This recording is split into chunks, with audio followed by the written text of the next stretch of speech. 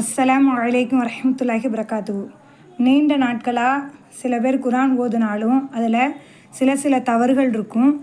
நம்ம கட்டாயமாக அந்த தவறுகளை தொடர்படியாக செய்யக்கூடாது அப்படிங்கிறதுக்காக இந்த ஷார்ட்ஸ் இன்ஷா அல்லாஹ் பார்ப்போம். பிஸ்மில்லாஹிர் ரஹ்மானிர் ரஹீம் அப்படி தான் சொல்லணும். ஆனால் எல்லோரும் என்ன சொல்லுவாங்க, பிஸ்மில்லா ஹிர் ரஹ்மான் நிர்ரஹீம் சொல்லுவாங்க. அப்படியா கொடுத்துருக்கு? இல்லை. என்ன எப்படி சொல்லணும்? பிஸ்மில்லாஹிர் ரஹ்மானிர் ரஹீம். இதோட சேர்க்கணும் ஹிர் அப்படின்னு சொல்லிட்டு தான் ரஹ்மானிர் ரஹீம் அப்படி சொல்லணும். அதுக்கடுத்து இதில் இன்னொரு மிஸ்டேக் பண்ணுவோம். என்ன அப்படின்னு கேட்டால், சிராத்தல்லவீன அன்அம்த அலைஹிம், எவர்கள் மீது நீ அருள் புரிந்தாயோ அப்படிப்பட்டவர்களின் பாதை.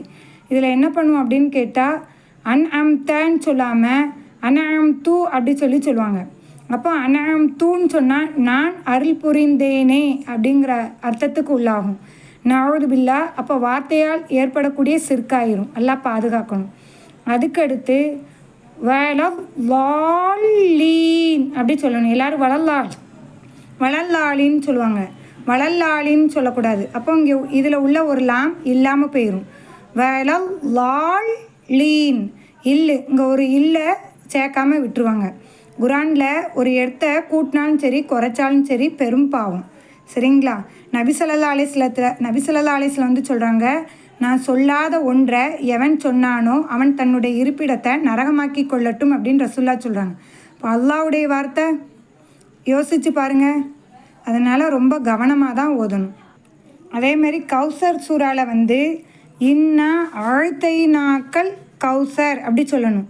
ஆனால் பெரும்பாலும் எப்படி சொல்லுவாங்க, இன்னா ஆழ்த்தைனா கல் கௌசர் அப்படின்னு சொல்லுவாங்க. இந்த கேவை வந்து இந்த கௌசரோடு சேர்ந்தா அது எப்படி அர்த்தம் கொடுக்கும் அப்படின்னு கேட்டால், கௌசரை போன்று உமக்கு நாம் கொடுத்திருக்கிறோம் அப்படின்னு அல்லாஹ் சொன்னதாயிரும். அல்லாஹ் வந்து கௌசரை உமக்கு நாம் கொடுத்திருக்கிறோம் அப்படின்னு தான் சொல்லியிருக்கான். கௌசரை போன்று உமக்கு கொடுத்திருக்கிறோம் அப்படின்னு சொல்லி அல்லாஹ் சுப்ஹானஹு வ தஆலா சொல்லலை. அப்போ எப்படி சொல்லணும்? இன்னா ஆழ்த்தைனாக்கள் கௌசர். புரிஞ்சுட்டிங்களா? இது ஒன்று. இன்னொன்று பார்ப்போம். சூரத்துல் மாஊனில் வந்து எதுவுல் யத்தீம் சொல்லுவாங்க. இங்கேயும் ஒரு ஐனை வந்து மிஸ் பண்ணுவாங்க. எப்படி உச்சரிக்கணும்? எதுல் யத்தீம் ஐன் ஏ அப்படின்னு 2 வார்த்தை இருக்குது. என்ன ஏ ஓ. அப்போ அதை கவனமாக உச்சரித்து ஓதணும். நம்ம குரானை தவறில்லாமல் மொழியக்கூடிய பாக்கியத்தை நம் அனைவருக்கும் தருவானாக. அஸ்ஸலாம்.